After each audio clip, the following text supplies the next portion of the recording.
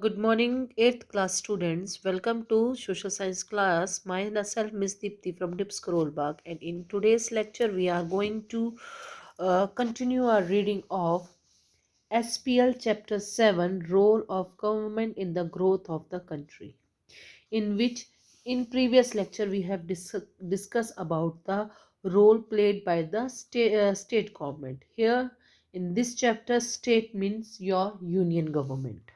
So, union government have made many steps for the development of the country since independence. We have done so. First, planning commission was made by Pandit Jawaharlal Nehru in 1950, in which they have put uh, more in more infrastructures toward the development of agriculture, and as India is a developing country. So planning commission was set up for 5 years, uh, and Prime Minister is the head was the head of this commission. So we have read about it, and now we have to read that plants have been the largest portion of the resources of the government to the development of agriculture. Other resources are directly transport, communication, electricity, irrigation, industry is, and also to reduce poverty. Planning commission ने में ये किया गया था कि भी उन्होंने agriculture को तो अपन जो कहते हैं ना कि प्लानिंग के सोर्सेज की बात की जाए कि हमने सोर्स जो लगाने हैं अपने डेवलपमेंट के लिए, तो उन्होंने 60-40 का रखा हुआ था। 60% जो उनके रिसोर्सेज थी वो उन्होंने एग्रीकल्चर के लिए उन्होंने करने का किया, और बाकी जो 40% रिसोर्सेज थे उनको अदर रिसोर्स अदर सेक्टर्स को डेवलप करने के लिए किया गया था. So, so that is why our first topic is agriculture. Agriculture is the backbone of our economy. It is the largest economic sector.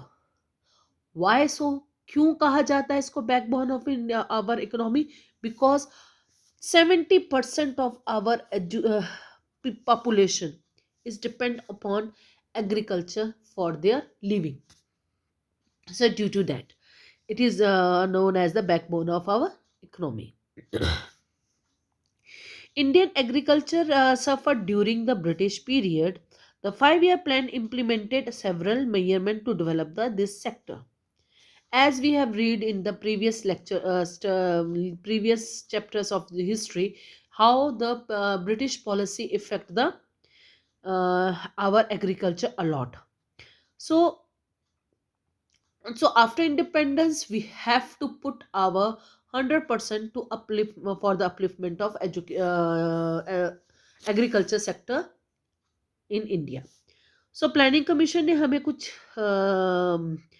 Measurements दिए थे जो कि एग्रीकल्चर के डेवलपमेंट के लिए बहुत जरूरी थे. That let's start what was there. Land reforms were introduced. Land from rich jamidar was taken, and the redistribution of landless redistribute to the landless farmers. तो बिफोर इंडिपेंडेंस जमींदार्स होते थे जो कि जमीन जिनके पास में जमीन होती थी, और वो फार्मर्स को, गरीब फार्मर्स को वो लोग रेंट अपने यहाँ पे काम कराते थे. तो सरकार ने किया, इन रिच जमींदारों से सारी जमीनें उनसे वापस ले ली, और जो लैंडलेस फार्मर्स थे, जो गरीब फार्मर्स थे, उनको वो लैंड डिस्ट्रीब्यूट कर दी उन्होंने, दे ही दी उनको, पट्टे पे उनको दे दी. Then number two, cooperative banks were started to give the farmer credit at acceptable rates and safeguard them from the money lenders. Cooperative banks खोले गए जो कि मेनली है इस एग्रीकल्चर सेक्टर के लिए. वो लोन प्रोवाइड करता है at very low rate of interest. So इससे क्या होता है कि फार्मर्स को लो रेट ऑफ इंटरेस्ट पे पैसा मिल जाएगा अगर, तो वो मनी लेंडर्स यानी कि साहूकारों के पास में पैसा नहीं लेने जाएंगे, जिससे उनकी ग्रोथ होगी. कम पैसा देना पड़ेगा, गवर्नमेंट रेट ऑफ इंटरेस्ट देना पड़ेगा, तो वहीं पे फायदा ही होगा उनको. नेक्स्ट है, irrigation projects were introduce which gave farmer solution instead of depending on monsoon. Yes, as we all know, हमारी जो इंडिया की एग्रीकल्चर है वो मेनली डिपेंड करती है मानसून विंड्स पर। कभी तो मानसून विंड अच्छे हो जाए तो फसल अच्छी हो जाती है, अगर कभी मानसून विंड्स टाइमली ना आए या बारिश कम हो तो हमारी एग्रीकल्चर पे बहुत ही नेगेटिव असर पड़ता है। तो सरकार ने इस इस डिपेंडेंसी को कम करने के लिए इरिगेशन यानी कि सिंचाई के साधनों को डेवलप करने के लिए ध्यान देने की बात कही गई थी। उसके बाद में आता है high yielding seeds, fertilizers and pesticide were made available for farmers to at a suitable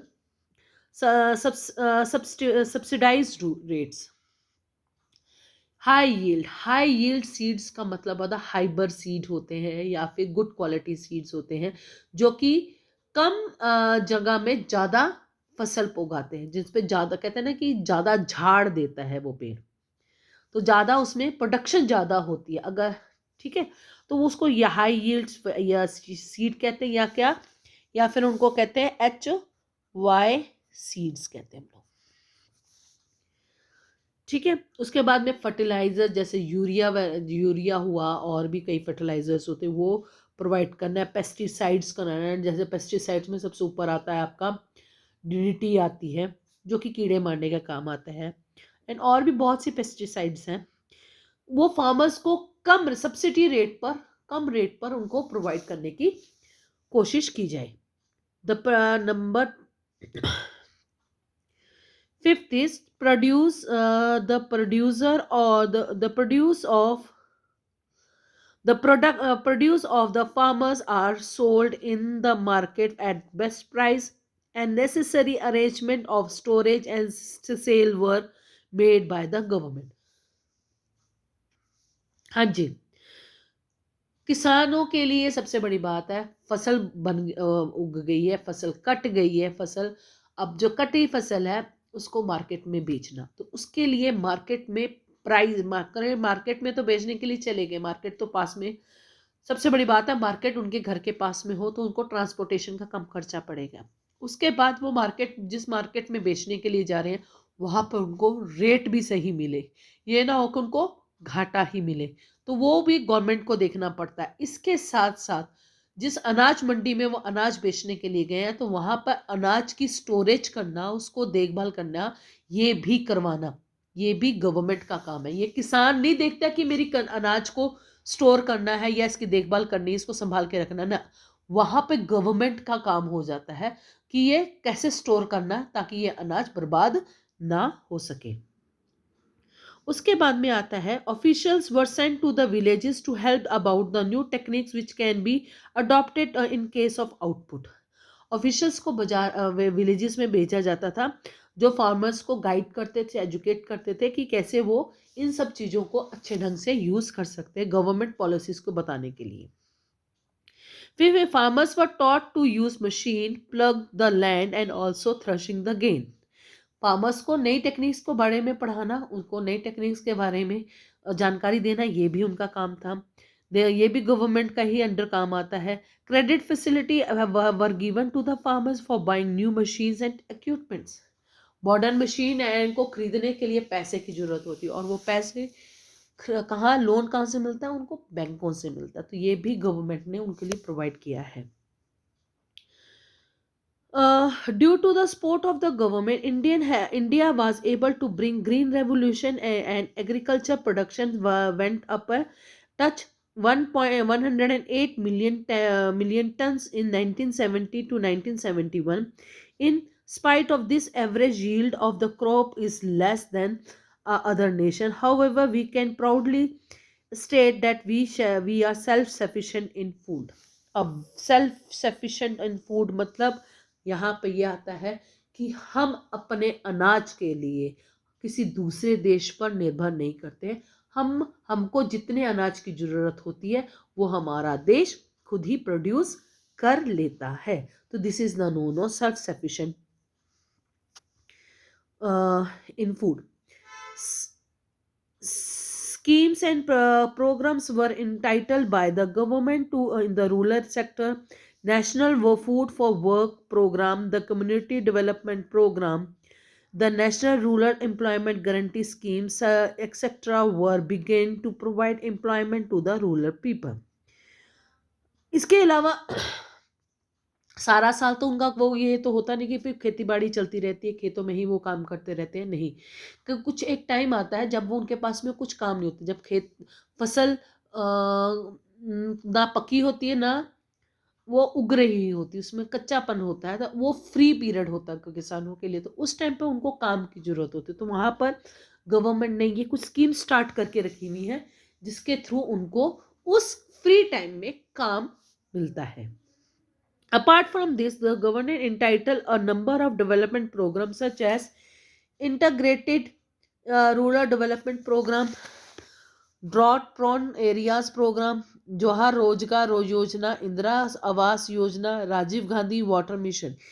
इन सब के अलावा भी ये कुछ योजनाएं, जो डेवलपमेंट योजनाएं चलाई गई हैं जो कि रूरल लोगों के लिए, स्पेशली किसानों के लिए, गांव में रहने वाले लोगों के लिए के डेवलपमेंट के लिए ये योजनाएं स्टार्ट की गई हैं. तो इनका योजनाओं का भी लेकर भी वो अपनी डेवलपमेंट कर सकते हैं.